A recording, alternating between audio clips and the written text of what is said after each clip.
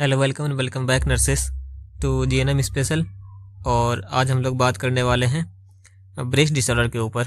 और पिछला वीडियो हमारा मेनोपॉज के ऊपर था और हमने सारा मेनोपॉज उसमें डिस्कस कर लिया था। आज जो हम लोग डिस्कस करने वाले हैं वो ब्रेस्ट डिसऑर्डर होगा। और ब्रेस्ट डिसऑर्डर में हम जो है मेस्टाइटिस, ब्रेस्ट इंजॉर्जमेंट और ब्रेस्ट वेस्कस और जो उसका बिनाइन ट्यूमर है उसको भी हम लोग डिस्कस कर लेंगे। पर जो मेलिग्नेंट ट्यूमर है या फिर जो ब्रेस्ट कैंसर वाला टॉपिक है वो हम नेक्स्ट वीडियो में डिस्कस करेंगे। तो चलिए शुरू करते हैं आज का टॉपिक।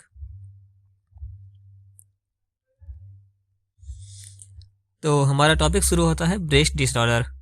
ब्रेस्ट डिसऑर्डर का क्या मतलब होता है? हिंदी में अगर हम इसको बोले तो स्त्री जो स्तन संबंधी रोग होता है स्त्री के अंदर उसको हम लोग बोलते हैं ब्रेस्ट डिसऑर्डर। ठीक है, तो पहला जो हमारा रोग है वो है मेस्टाइटिस। और इसको हम लोग इसके अगर मेस्टाइटिस सही से ठीक नहीं होता हमारा तो हम फिर वो ब्रेस्ट एवेस्कस बन जाता है। ठीक है, तो स्तन शोथ, शोथ का मतलब होता है इन्फ्लामेशन। आपको समझ में आ रहा होगा कि जो ब्रेस्ट का जो इन्फ्लामेशन होता है उसको हम लोग मेस्टाइटिस बोलते हैं। ठीक है, और अगर इन्फ्लामेशन ठीक नहीं होता तो उसके अंदर जो है वो बन जाता है, पस बन जाता है, जिसको कि हम लोग फोड़ा कहते हैं। तो फिर उसका नाम हो जाएगा स्तन फोड़ा। तो सबसे पहले इसके डेफिनेशंस वगैरह की बात करें तो अगर हम मेस्टाइटिस की बात करें या स्तन शोथ की बात करें तो मेस्टाइटिस स्तन का जो प्रदाही अवस्था है जो कि दुग्ध ग्रंथियां यानी कि जो मेमरी ग्लैंड है उसका प्रदाह द्वारा चरितार्थ होता है। प्रदाह मतलब कि इन्फ्लामेशन। तो अगर मेमरी ग्लैंड का इन्फ्लामेशन हो गया तो हम उसको बोलेंगे मेस्टाइटिस। फिर हम बात करते हैं ब्रेस्ट एवेस्कस के बारे में। तो ब्रेस्ट एवेस्कस क्या होता है यानी कि स्तन फोड़ा क्या होता है? यह सुपरफिशियल मेस्टाइटिस की जटिल अवस्था है कि अगर जो है मेस्टाइटिस है वो अगर ठीक नहीं हुआ तो उसकी जो जटिल अवस्था यानी कि जो उसका कॉम्प्लेक्स स्टेज हो जाएगा या फिर जो कॉम्प्लिकेशन हो जाएगा उसको हम लोग बोलेंगे घाव या फोड़ा। तो अगर हम बात करें इसके कारण की तो कारण में जो है इसके रोगजनक जीवाणु होते हैं, जिसमें कौन कौन से जीवाणु होते हैं? तो सबसे पहला आता है स्टेफाइलोकोकस ऑरेरस जो कि मोस्ट कॉमन होता है। ठीक है, फिर इसके बाद आता है हमारा स्टेफाइलोकोकस एपिडर्मिस, फिर स्टेफाइलोकोकस एस्पस। तो ये सारे जो जीवाणु होते हैं, जो बैक्टीरिया होते हैं जिसके कारण से कि ये इन्फ्लामेशन होने के चांसेस यानी कि मेस्टाइटिस होने के चांसेस होते हैं। और मेस्टाइटिस होने की संभावना जो है निम्न परिस्थितियों में अधिक होती है। तो कब किस टाइम पे ज़्यादा चांसेस होते हैं मेस्टाइटिस होने के? तो सबसे पहला जो टाइम आता है वो होता है प्रसव पश्चात यानी कि पोस्ट पार्टम पीरियड में, या फिर जिसको हम लोग परप्यूरियम पीरियड बोलते हैं। तो उस टाइम पे ज़्यादा चांसेस रहते हैं। या फिर जिसके जो निप्पल्स होते हैं वो रिट्रैक्टेड होते हैं, मतलब कि जो निप्पल जो है वो अंदर की तरफ धसे हुए रहते हैं। ठीक है, तो ऐसे जैसे चूचक रहता है तो इसको बाहर की तरफ निकला हुआ रहना चाहिए। ये सही डायग्राम नहीं है पर आप अंदाजा समझ सकते हैं कि इस तरह से निप्पल जो है बाहर की तरफ रहना चाहिए, पर जो निप्पल है वो बाहर की तरफ ना होकर वो अंदर की तरफ घुसे हुए रहते हैं। तो उसको बोलते हैं रिट्रैक्टेड निप्पल्स यानी कि जो पीछे की ओर मुड़े हुए चूचक। तो इसमें ज़्यादा चांसेस होते हैं। फिर टीबी के केसेस में या फिर जो मम्स होता है जिसको कि हम लोग गलसुआ बोलते हैं, फिर स्तन में दरार अगर हो गया यानी कि फिसर हो गया स्तन में, तो इन सब चांसेस में ज़्यादा होता है। और फिर कब होता है? जबकि incomplete let down reflex. Let down reflex क्या होता है कि माँ का जो है दूध बाहर प्रॉपरली नहीं आ पाना। जब बच्चा दूध पीता है तो प्रॉपरली दूध नहीं आना बाहर, उसको बोलते हैं incomplete let down reflex. Incomplete का मतलब पूरी तरह से नहीं होता, लेट डाउन का मतलब होता है मिल्क का निकलना और रिफ्लेक्स। तो माँ का अगर मिल्क इजेक्शन प्रॉपरली नहीं होता है तो उसको बोलते हैं इनकम्प्लीट लेट डाउन रिफ्लेक्स। और इस कंडीशन में भी इन्फ्लेमेशन होने के चांसेस ज़्यादा रहते हैं। और ये इनकम्प्लीट लेट डाउन रिफ्लेक्स होता क्यों है? ड्यू टू स्ट्रेस, पेन, मतलब स्ट्रेस में रहेगी महिला या फिर उसको किसी तरह का दर्द है तो इस वजह से ये कंडीशन हमें देखने को मिल सकते हैं। फिर है भावनात्मक चोट लगना यानी कि इमोशनल ट्रॉमा होना। अगर कोई महिला जो है इमोशनली बहुत ज़्यादा ट्रॉमेटाइज्ड है तो उसको भी होने के चांसेस ज़्यादा रहते हैं इन्फ्लेमेशन। फिर टाइट ब्रा का अगर उपयोग करते हैं या फिर अनियमित रूप से स्तनपान कराते हैं यानी कि स्तनपान जो है यानी कि इनकन्सिस्टेंट ब्रेस्ट फीडिंग होता है तो उसमें भी होने के चांसेस ज़्यादा रहते हैं इन्फ्लेमेशन। अगर हम बात करें इसके क्लिनिकल लक्षण के बारे में या फिर लक्षण के जो इसमें क्या क्या दिखता है तो वही जो इन्फ्लेमेशन वाला लक्षण होता है जिसमें कि बुखार होना, कठोर स्तन हो जाना, सूजन हो जाना, स्तन में भराव भराव फील होना, दर्द होना, फिर स्तन में जो असहजता होना यानी कि डिस्कम्फर्ट फील होता है। तो ये सारी चीज़ें हमें देखने को मिलती है। फिर हम इसके उपचार की बात करते हैं। ठीक है, तो उपचार जो है सबसे पहले तो हम देखते हैं इसका सीवियरिटी का पता लगाते हैं कि कितना जो है सीवियर इन्फेक्शन हुआ है, इन्फ्लेमेशन हुआ है। तो उसके लिए ब्रेस्ट का एग्जामिनेशन करते हैं। यदि रोगी में नोजिया और वोमिटिंग बहुत ज़्यादा हो रहा है तो हम उसको एंटी एमेटिक ड्रग्स देंगे। फिर अगर रोगी का जो इन्फेक्शन होता है उसके उपचार के लिए एंटीबायोटिक देते हैं, जिसमें कि हम पेनिसिलिन दे सकते हैं। फिर रोगी को हम पेनिसिलिन के प्रति अगर रेसिस्टेंट है, अगर पेनिसिलिन के प्रति रेसिस्टेंट है रोगी तो पेनिसिलिन उस पर काम नहीं करेगा तो हम क्या देंगे उसको? फिर एरिथ्रोमाइसिन या फिर केनामाइसिन, ये दोनों एंटीबायोटिक हम दे सकते हैं। फिर पेन को रिलीव करने के लिए वही हम देंगे एनाल्जेसिक। एनाल्जेसिक में कोई सी भी दवाइयाँ दे सकते हैं। फिर ब्रेस्ट एवेस्कस का निर्माण को रोकने के लिए, अगर ब्रेस्ट में फोड़ा ना हो इन्फ्लामेशन से, उसको रोकने के लिए हम जो शीघ्र से शीघ्र उसका मेस्टेटिस का निदान करते हैं और उसका उपचार करते हैं। ब्रेस्ट को पेन को कम करने के लिए हम उस पर बर्फ द्वारा सिकाई करते हैं ताकि उसका पेन कम हो सके। फिर अगर मेस्टाइटिस एवं ब्रेस्ट एवेस्कस के कारण अगर मिल्क एक्यूमेशन है, ठीक है, जो एल्वियोलाई होता है, हमें पता है कि जो एल्वियोलाई होता है वो ऐसे गुच्छे जैसा होता है, अंगूर के गुच्छे जैसा, फिर उसी में मिल्क बन के फिर ऐसे करके आता है और निप्पल के थ्रू यहाँ पे जाके जुड़ता है। बहुत सारे एल्वियोलाई होते हैं, ऐसे करके जुड़ के पूरा निप्पल का निर्माण ऐसे करके होता है पूरा ब्रेस्ट का, ठीक है। तो अगर मिल्क के एक्यूमुलेशन की वजह से, यानी कि अगर दूध जो है वो जमा हो रहा है उसकी वजह से इन्फ्लामेशन हुआ है, तो हम फिर क्या करेंगे, ऑक्सीटोसिन नेजल स्प्रे का उपयोग करेंगे ताकि दूध जो है वो रिलीज हो सके, बाहर आ सके। फिर ब्रेस्ट इंजॉर्जमेंट भी क्या होता है, ब्रेस्ट में भरा भरा सा फील होता है, ठीक है, उसको रिलीव करने के लिए मिल्क का मैनुअली रिमूवल किया जाता है। कि अगर इंजॉर्जमेंट का फीलिंग हो रहा है, बहुत ब्रेस्ट भरा भरा है, बहुत ज़्यादा टाइट है, तो हम उसको मैनुअली निकालते हैं, या तो हम हाथ से निकाल सकते हैं या फिर जो उसको निकालने के लिए किसी भी तरीके से हम निकाल सकते हैं, ठीक है। और क्रैक्ड निपल या निपल में दरार हो गया है, यानी कि अगर फिसर बन गया है, तो इसके लिए हम चिकनाई युक्त क्रीम लगाते हैं, मतलब कोई सा भी जो ऑइंटमेंट होता है, क्रीम जो होता है उसको हम लगा सकते हैं। फिर संक्रमण होने पर ब्रेस्ट फीडिंग बंद कर देते हैं ताकि बच्चे में संक्रमण ना फैले, ठीक है। फिर जो अगला है पॉइंट हमारा मैनेजमेंट में, वो है कि कंटिन्यू क्लोज मॉनिटरिंग करते रहेंगे, कि हम क्लोजली मॉनिटर करेंगे कि ये बढ़ तो नहीं रहा। फिर उपयुक्त साइज की ब्रा पहनने के लिए कहा जाता है, जिससे कि ब्रेस्ट को अच्छे से सपोर्ट मिल सके और जो अनावश्यक पेन है उसको होने से रोका जा सके। तो मतलब ब्रा का साइज बहुत ज़्यादा मैटर करता है सपोर्ट के लिए। फिर ब्रेस्ट की हाइजीन मेंटेन रखने के लिए इंकरेज किया जाता है कि ब्रेस्ट को हम लोग साफ सफाई रखना है, ये रोगी को समझाया जाता है। फिर ब्रेस्ट एवेस्कस को का ड्रेनेज किया जाता है, इसके लिए जो रोगी को जनरल एनेस्थीसिया दिया जाता है। फिर रोगी की जनरल केयर की जाती है। फिर हम बात करते हैं ब्रेस्ट इंजॉर्जमेंट की। ब्रेस्ट इंजॉर्जमेंट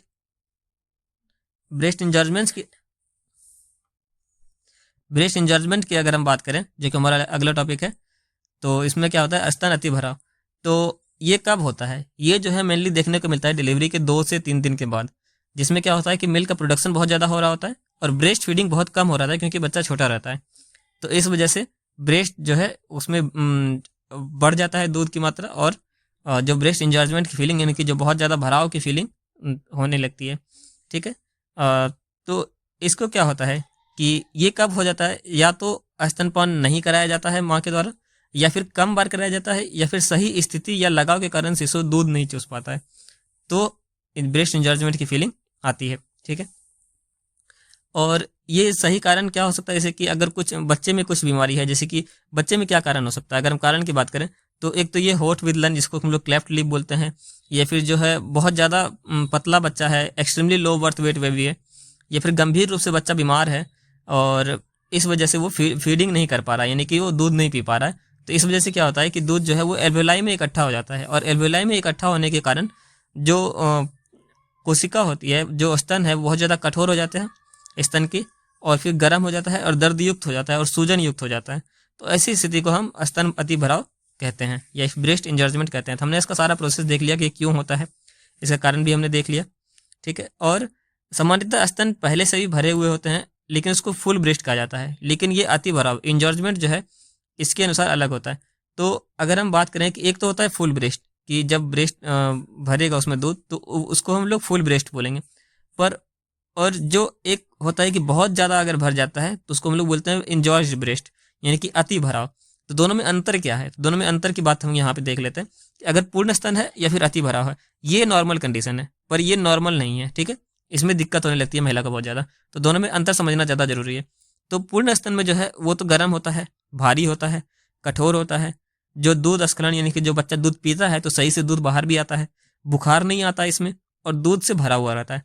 ये होता है नॉर्मल हमारा पूर्ण भरा हुआ स्तन। पर अगर अति भरा हो जाए, बहुत ज़्यादा हो जाए, तो उसमें क्या होने लगता है कि उसमें दर्द युक्त होने लगता है, मतलब दर्द होने लगता है महिला को, फिर सूजन युक्त हो जाता है, उसमें स्वेलिंग आ जाती है महिला को, सख्त हो जाता है, खास करके जो स्तनाग्र होता है, यानी कि जो निपल वाला एरिया होता है, वो वाला एरिया बहुत ज़्यादा हार्ड हो जाता है, ठीक है। कठोर इसमें भी रहता है, पर इसमें इससे ज़्यादा कठोर हो जाता है। दूध स्खलन अनुपस्थित, मतलब इतना ज़्यादा भरा हुआ रहता है कि दूध भी बाहर सही से नहीं आता है उस कंडीशन की वजह से, ठीक है। तो बाहर सही से नहीं आ पाता है दूध, बच्चा जब दूध पीता है तो फिर फीवर भी आता है, और दूध के साथ साथ जो है उत्तक द्रव या फिर रक्त से भरा हुआ जो दूध है वो भी आता है। ठीक है, तो ये इसमें एक नॉर्मल बहुत ज़्यादा देखने को मिलता है कि बहुत ज़्यादा ना कि रक्त की मात्रा थोड़ी सी आने लगे, या फिर जो उत्तक का द्रव होता है यानी कि टिश्यू का जो लिक्विड होता है वो भी बाहर आने लगे। तो वो चीज़ें होती है अति भराव में, और ये एक नॉर्मल कंडीशन नहीं है। तो इस समस्या का समाधान करने के लिए हम क्या करते हैं, या फिर इसे बचाव करने के लिए हम क्या करते हैं कि शीघ्र स्तनपान कराते हैं। कि बचाव करने के लिए हम शीघ्र स्तनपान करेंगे, बार बार स्तनपान करवाएंगे और सही स्थिति में और लगाव में स्तनपान कराएंगे। और फिर क्या करते हैं कि अगर जो ऑक्सीटोसिन रिफ्लेक्स को हम चालू करते हैं, ऑक्सीटोसिन का हम लोग को पता है कि जो ऑक्सीटोसिन होता है ना, ये क्या करता है कि दूध को रिलीज होने में या फिर दूध निकालने में बहुत ज़्यादा हेल्प करता है। ठीक है, दूध बाहर निकालने में। तो इसको हम लोग इसके रिफ्लेक्स को कैसे स्टिमुलेट करेंगे, यानी कि उद्दीपक यानी कि स्टिमुलेट करना, इसको कैसे शुरू करेंगे हम लोग कि गुनगुना पानी जो होता है उसमें भींगा हुआ कपड़ा लेंगे और उसको जो स्तन होता है, जो ब्रेस्ट होता है, उसके ऊपर रखेंगे। यानी कि एक तरह से हम लोग वार्म कंप्रेशन दे रहे हैं। ठीक है, तो इससे क्या होता है, जो ऑक्सीटोसिन रिफ्लेक्स जो है वो चालू हो जाता है और दूध बाहर निकलने में आसानी होती है और बच्चा आराम से पी भी पाता है उसको। तो हम इसको वार्म कंप्रेस देके ये शुरू कर सकते हैं। ठीक है, या फिर हम उसको जो महिला है उसको गर्म गुनगुने पानी से नहला सकते हैं। फिर दर्द को कम करने के लिए हम एनाल्जेसिक दवाइयाँ दे सकते हैं। स्तन को धीरे धीरे दबा कर, या स्तन का जो पंप होता है, एक ब्रेस्ट पंप आता है, उसके द्वारा हम दूध को बाहर निकाल सकते हैं और उसके बाद वही दूध जो है उसको बच्चे को भी पिला सकते हैं। ठीक है, और बच्चे को सही स्थिति में लगाव में स्तनपान कराने के लिए माँ को प्रेरित करते हैं। और अगर हमने उपयुक्त तरीके से जो दूध निकाला है उसको भी, जो ब्रेस्ट मिल्क है या फिर जो एक्सप्रेस्ड ब्रेस्ट मिल्क उसको हम बोलते हैं EBM, कि हमने खुद से निकाला है ना, उसे या तो मैनुअली तरीके से माँ अपने हाथ से भी निकाल सकती है या फिर जो ब्रेस्ट पंप की सहायता से भी निकाला जाता है, तो उसको हम कटोरी चम्मच की मदद से शिशु को पिला देते हैं। ठीक है, फिर स्तनपान के पश्चात अगर सूजन को कम करने के लिए ठंडे पानी से हम भींगा कपड़ा या पट्टी जो है उसको स्तन पे रखते हैं। तो हम दूध निकालने से पहले हम गर्म कपड़ा या गर्म पानी से नहलाते हैं। ठीक है, तो पहले हम वार्म कंप्रेस देंगे जिससे कि ऑक्सीटोसिन रिफ्लेक्स शुरू होगा। उसके बाद क्या होगा कि EDM होगा, या तो हम बाहर निकाल देंगे दूध या तो बच्चा पी लेगा दूध। ठीक है, उसके बाद क्या करेंगे, हम कोल्ड कंप्रेस देंगे। ठीक है, ताकि जो सूजन है वो कम हो जाए और जिससे कि उसका सूजन कम हो जाएगा। तो पहले गर्म चीज़, फिर बच्चे को दूध पिला देंगे, यानी वो दूध निकाल देंगे, उसके बाद फिर ठंडा चीज़, तो यानी कि कोल्ड कंप्रेस। तो ये हो गया हमारा प्रोसेस। फिर हम बात करते हैं ब्रेस्ट ट्यूमर के बारे में। ठीक है, जिसको हम लोग स्तन में गांठ भी बोलते हैं। ठीक है, तो गांठ में क्या होता है कि यह एक असामान्य स्थिति है सबसे पहले तो, जिसमें क्या होता है कि गांठ का निर्माण हो जाता है, परंतु यह बिनाइन होती है, यानी कि कैंसरस नहीं होती है। ये ट्यूमर तो होता है पर कैंसरस नहीं होता। कैंसरस वो होता है जो कि जिसको कि हम लोग मैनिग्लैंड ट्यूमर बोलते हैं, जो कि एक जगह से दूसरी जगह फैल सकता है। ये फैलता नहीं है, अपनी जगह पे रहता है और आसपास वाले टिश्यू को भी बहुत ज़्यादा हार्म नहीं पहुंचाता, ये दिक्कत नहीं करता है। इसका कारण क्या होता है, कारण ये तो जन्मजात हो सकता है, या तो किसी संक्रमण की वजह से हो सकता है, कोई चोट लगने की वजह से, कोई हार्मोनल डिसरप्शन हो गया हार्मोन की वजह से, उसकी वजह से हो सकता है। फिर स्तन के पहले अगर कभी सर्जरी हुई है तो उसके वजह से भी हो सकता है। ओल्ड प्रीमेनोपॉजल वुमेन, ऐसी कोई महिला है, ठीक है, जिसको कि मतलब कि बहुत ज़्यादा ओल्ड हो गई है वो, और उसमें अभी तक मेनोपॉज नहीं हुआ है। ठीक है, तो उसको बोलते हैं ओल्ड प्रीमेनोपॉजल वुमेन। अब आप सोचेंगे कि जिसको मेनोपॉज नहीं हुआ है तो उसको ट्यूमर कैसे हो सकता है, तो इसका रीज़न ये है कि जब महिला बहुत ज़्यादा दिन तक उसको पीरियड चलते रहता है, तो पीरियड में होता क्या है, पीरियड में ये होता है कि पूरे महीने में हार्मोन्स जो होते हैं महिला के वो चेंज होते रहते हैं। ठीक है, पूरे महीने में कि शुरू का जो 14 दिन होता है उसमें डिफरेंट हार्मोन रहता है, फिर बीच का 1-2 दिन में दूसरे डिफरेंट हार्मोन बढ़ता है, फिर उसके बाद डिफरेंट हार्मोन बढ़ता है। तो हमने पीरियड के जो हमने पढ़ा था मेंस्ट्रुअल साइकिल, तो उसमें हमने देखा था कि ये सारी चीज़ें होती है। ये चेंजेस बार बार एक महिला में होती रहती है बहुत लंबे टाइम तक। तो उसकी वजह से क्या होता है, हार्मोन्स में इतना ज़्यादा ऊपर नीचे होने के कारण जो ट्यूमर है वो बनना शुरू हो जाता है। तो ये भी एक कारण होता है कि कोई महिला अगर बहुत ज़्यादा ओल्ड है, उसको मेनोपॉज नहीं हुआ है, तो इसकी वजह से ये हो सकता है। तो इसका रीज़न यही है कि लॉन्गर एक्सपोजर ऑफ हार्मोन्स का जो है लॉन्गर एक्सपोजर होता है। जो हार्मोन्स कौन कौन से होते हैं, एस्ट्रोजन, प्रोजेस्टेरोन, ये सारी चीज़ें। तो मेंस्ट्रुअल साइकिल में जितने चेंजेस होते हैं जिसकी वजह से प्रीमेनोपॉजल वुमन जो कि ओल्ड हो चुकी है उसमें ये चांसेस हो जाते हैं कि उसमें ट्यूमर हो जाए। या फिर मिनार्के, ठीक है, मिनार्के का जो कंडीशन होता है ना, उस टाइम पे भी ये चांसेस होते हैं, क्योंकि वही है कि महिला अभी तक जो है उसको हार्मोनल चेंजेस बहुत ज़्यादा नहीं हो रहे थे, पर जब मिनार्के होगा तो उस टाइम पे पीरियड शुरू होगा और अचानक से बॉडी में इतना ज़्यादा हार्मोनल चेंजेस होना, बॉडी हो सकता है कि उसको सही से सहन नहीं कर पाए। या फिर मेनोपॉज, तो मेनोपॉज के टाइम पे भी ये होता है कि हार्मोनल चेंजेस बहुत ज़्यादा हो रहे होते हैं, बॉडी में बहुत ज़्यादा चेंजेस हो रहे होते हैं, तो इस वजह से उस टाइम पे ट्यूमर बनने के भी चांसेस होते हैं। फिर होता है एखाइमोसिस भी एक कंडीशन होता है जिसमें कि ये ट्यूमर बनने के चांसेस होते हैं। अब देखते हैं इसके लक्षण के बारे में कि लक्षण क्या होता है इसका। तो लक्षण में वही होगा कि पहले तो दर्द होना शुरू हो जाएगा जब ट्यूमर बनेगा, तो मतलब कि हर साइकिल के बीच में दर्द होने लगेगा। साइक्लिक, जिसको बायलेटरल पेन बोलते हैं। बायलेटरल पेन मतलब कि दोनों साइड होता है पेन, तो साइक्लिक बायलेटरल पेन। फिर कंधों के ऊपर और बाह में दर्द होना, यानी कि कंधे के ऊपर और बाह में, जो हाथ के साइड होता है हाथ में, उसमें दर्द होने लगता है। ठीक है। फिर सूजन आ जाता है ब्रेस्ट में, और जो दुग्ध वाहिनियां हैं उसका विस्तरण हो जाता है, यानी कि डायलेशन हो जाता है। तो हमें मतलब ऐसे जब हम ब्रेस्ट एग्जामिनेशन करती है ना महिला, तो उसको पता चल जाता है कि कुछ ना कुछ तो गड़बड़ हो रहा है। फिर nodule in breast with thickness called lumpiness, कि जो ब्रेस्ट होता है उसमें नोड्यूल बन जाता है, यानी कि गांठ जैसा बन जाता है। ठीक है। जिसको कि लंपीनेस बोला जाता है, जो कि लंफ के जैसा फील होता है, जिसको हम लंपीनेस बोल देते हैं। फिर अगला जो कारण मतलब सॉरी अच्छा अगला जो लक्षण देखने को मिलेगा वो है कि दुग्ध एवं स्राव मिश्रित होना, मिल्क फ्लूइड सेक्रेशन। मिल्क और जो फ्लूइड होता है टिश्यू का, उसका सेक्रेशन होने लगता है। फिर जो चिचुक है, यानी कि जो निप्पल है, उसका कॉन्ट्रैक्शन हो जाता है, यानी कि वो सिकुड़ जाता है। फिर स्तन में जलन होने लगती है, खुजली होने लगती है, जो जिस जगह पे ट्यूमर हो रहा है उस स्थान पर संक्रमण वगैरह होने लगता है। तो ये सारे साइंस हमें देखने को मिलते हैं जब ब्रेस्ट में हो जाता है। तो और भी कुछ कुछ साइंस हैं, जिसमें कि थिक ग्रीनिश ब्लैक डिस्चार्ज, जो ग्रीनिश ब्लैक डिस्चार्ज होता है, यानी कि हल्का हरा टाइप का और काला टाइप का डिस्चार्ज जो है वो निकलता है, जो कि किस वजह से होता है, डक्ट एक्टेसिया की वजह से होता है। ठीक है। डक्ट एक्टेसिया में क्या होता है कि जो निप्पल जो होता है, ठीक है, जैसे कि अगर हम बात करें कि ऐसे करके ब्रेस्ट है, यहाँ पे निप्पल होता है।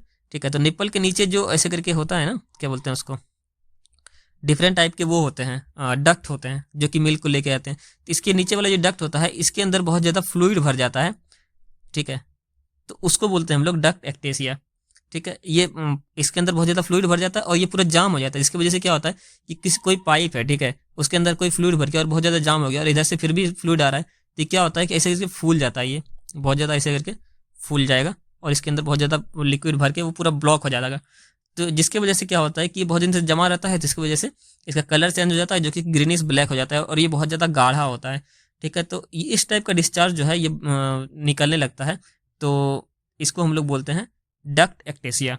ठीक है। यानी कि निप्पल के नीचे का मिल्क डक्ट जो है वो क्लॉग्ड हो जाता है, यानी कि बंद हो जाता है, और वो डायलेटेड हो जाता है, यानी कि वो फैल जाता है। ठीक है। तो ये आपको समझ में आ गया, ये भी एक साइन होता है ट्यूमर का। फिर स्तन में कड़ापन आ जाता है, यानी कि बहुत ज़्यादा टेंडरनेस हो जाती है, कड़ापन आ जाता है।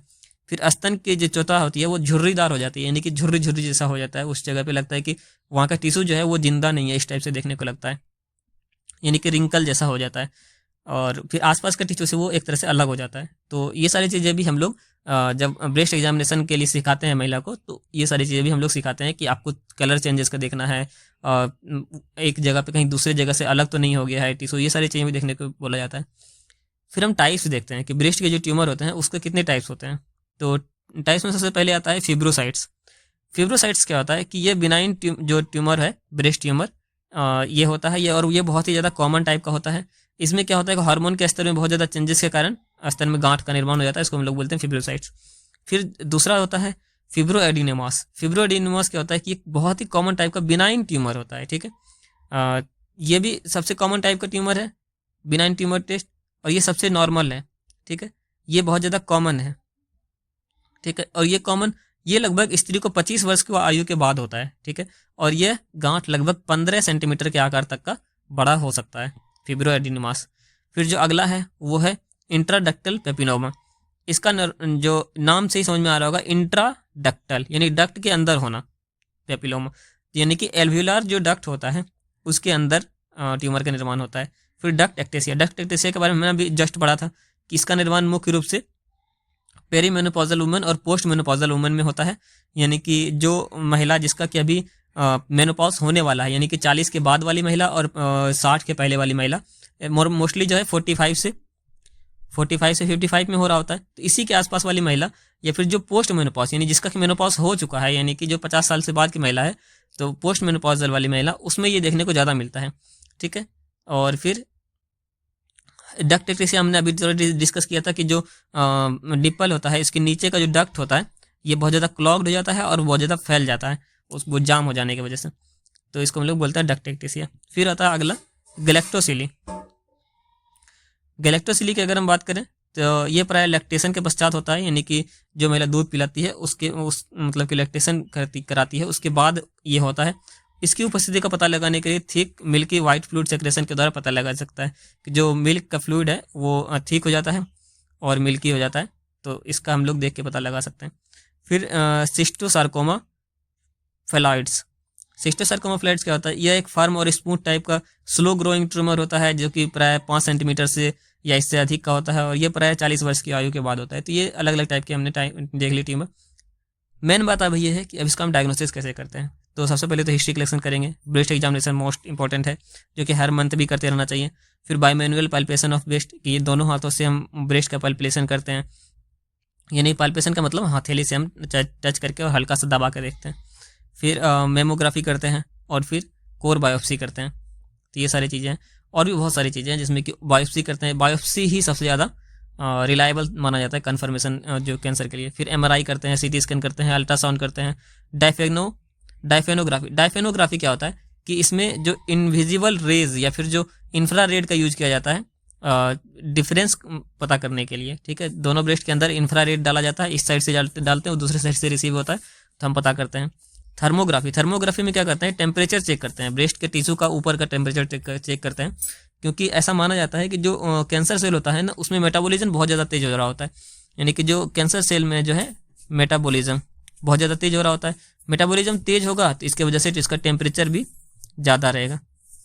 तो अगर हम टेम्परेचर चेक करें और किसी एक जगह का खास का टेम्परेचर बहुत ज़्यादा आ रहा है और दूसरे जगह का नॉर्मल आ रहा है तो फिर हम समझ सकते हैं कि उसमें पे कुछ गड़बड़ है। तो ये थर्मोग्राफी भी होती है। फिर FNA fine needle aspiration. Fine needle यानी कि जो पतला सा नीडल होता है उसके थ्रू हम ब्रेस्ट के टिश्यू का जो है सैंपल निकाल लेते हैं और फिर उसको हम टेस्ट करते हैं। फिर एक्सरे भी करके देख सकते हैं। ब्लड इन्वेस्टिगेशन, सीरम हार्मोन का लेवल चेक करके देख सकते हैं। तो ये सारी चीज़ें हम लोग देख सकते हैं पता लगाने के लिए कैंसर का। फिर देखते हैं इसके मैनेजमेंट के बारे में। मैनेजमेंट क्या करते हैं? सबसे पहले तो ब्रेस्ट का ट्यूमर कौन से टाइप का है और उसका साइज क्या है इसका सही तरह से निदान करते हैं, यानी कि पता लगाते हैं। उसके लिए आवश्यक जो भी प्रोसीजर होता है हम करते हैं। फिर रोगी को भोजन में कैफीन लेने के लिए मना करते हैं कि कैफीन नहीं लेना है। सप्लीमेंट्री में विटामिन ए दिया जाता है और इन्फ्लामेशन वगैरह को नियंत्रित करने के लिए ओरल कॉन्ट्रासेप्टिव्स और उसके साथ में NSAID यानी कि non steroidal anti inflammatory drug, यानी कि इन्फ्लामेशन को कंट्रोल करने के लिए एंटी इन्फ्लामेटरी ड्रग जो कि NSAID इसको हम बोलते हैं वो दिया जाता है। और ओरल कॉन्ट्रासेप्टिव पिल्स दिया जाता है ताकि जो है हार्मोन्स जो है वो थोड़ा कंट्रोल में रह सके। और NSAID के रूप में क्या देते हैं? आइबुप्रोफेन मोस्ट कॉमन NSAID है, तो आपको पता होगा। फिर प्री मेंस्ट्रुअल मेस्टेल्जिया का उपचार करने के लिए डायरेटिक्स का उपयोग करते हैं। प्री मेंस्ट्रुअल मेस्टेल्जिया होता क्या है कि जो मेंस्ट्रुएशन से पहले या फिर पीरियड से पहले, तो मेंस्ट्रुएशन से पहले जो है फीमेल्स में ब्रेस्ट में दर्द होने लगता है। तो जो किस वजह से होता है कि जो बॉडी में जो है लिक्विड की मात्रा जो है उसकी वजह से दर्द हो सकता है। और इसको कम करने के लिए क्या करते हैं कि पहले तो बोलते हैं कि बॉडी से मतलब कि डेली लाइफ चेंजेस करने के लिए बोलते हैं, जिसमें कि जो सॉल्ट होता है, जो नमक है, उसका इंटेक कम करने के लिए बोलते हैं। तो अगर इन सब से फ़र्क नहीं पड़ता तो हम लोग फिर देते हैं डायूरेटिक्स, जिसमें कि लेसिक्स हो सकता है जो कि मोस्ट कॉमन टाइप का डायूरेटिक्स है। डायूरेटिक्स क्या करता है कि बॉडी से फ्लूइड की मात्रा बाहर निकालता है थ्रू यूरिन। तो यूरिनेशन बहुत ज़्यादा होता है और जिससे कि बॉडी से फ्लूइड की मात्रा निकल जाती है। और ऐसा देखा जाता है कि जब बॉडी से फ्लूइड की मात्रा एक सिग्निफिकेंट अमाउंट में निकल जाती है तो जो पेन है मेंस्ट्रुएशन से पहले वो भी कम हो जाता है। तो इसका जो है उपचार हो जाता है। मेस्टेल्जिया में सिर्फ पेन ही नहीं होता है, पेन होता है और फिर टेंडरनेस होती है, यानी कि टाइट होता है, भरापन जो होता है, यानी कि इंजॉर्जमेंट वाली फीलिंग होता है, तो दर्द भी होता है। ये सब ब्रेस्ट का में सिम्टम्स ऐसा देखने को मिलता है। ठीक है, तो इसको कम करने के लिए हम लोग डायरेटिक्स का उपयोग कर सकते हैं। रोगी को अलग दवाइयाँ दी जा सकती है, जिसमें कि प्रोजेस्टीन हो गया, टोमोक्सीफेन हो गया, ब्रोमोक्रिप्टिन हो गया, ये सारी दवाइयाँ जो है दी जाती है। इन्फेक्शन की रोकथाम के लिए एंटीबायोटिक देते हैं और डक्ट एक्टेसिया की स्थिति में सर्जरी करके बायोप्सी कर देते हैं। तो ये हो गया। फिर गैलेक्टोसीली जो होता है हमने अभी डिस्कस किया था। गैलेक्टोसीली की स्थिति में हम जो सिंपल नीडल एस्पिरेशन करते हैं, नीडल से एस्पिरेशन करते हैं, यानी कि बाहर खींच लेते हैं। और अगर फिर भी या दोबारा ऐसा हो जाता है तो फिर हम इसका एक्सरसाइज कर देते हैं, मतलब उस एरिया का हम लोग बाहर निकाल देते हैं। फिर साइटोसार्कोमा फेलॉइड्स का उपचार कैसे करते हैं? इसके लिए हम total excision with margin of healthy tissue, मतलब कि हम जो टोटल ब्रेस्ट टिश्यू है जितना दूर तक साइटोसार्कोमा हुआ है, सिस्टोसार्कोमा फेलॉइड्स, उतना पूरा दूर को हम सर्जरी करके बाहर निकाल देते हैं और आसपास का थोड़ा सा हेल्दी टिश्यू भी निकाल देते हैं ताकि दोबारा होने के चांसेस ना हो। ब्रेस्ट ट्यूमर का उचित तरह से उपचार करने के लिए हम लोग बाहर निकालना ही ज़्यादा सही रहता है, और ब्रेस्ट ट्यूमर का उपचार करते समय रोगी को हॉस्पिटलाइजेशन करना ज़रूरी है और रोगी की जनरल केयर की जानी चाहिए। तो ये सारी चीज़ें थी ब्रेस्ट कैंसर के बारे में, जिसमें कि हम लोग बिनाइन जो बिनाइन ट्यूमर है उसके बारे में हमने जांच लिया। अब हम जो अगला पढ़ेंगे वो होगा ब्रेस्ट कैंसर या फिर जो मेलिग्नेंट ट्यूमर होगा, ठीक है, ब्रेस्ट का। तो उसको हम लोग नेक्स्ट वीडियो में डिस्कस करेंगे। आज के लिए इतना ही, और मिलते हैं फिर अगले वीडियो में। धन्यवाद।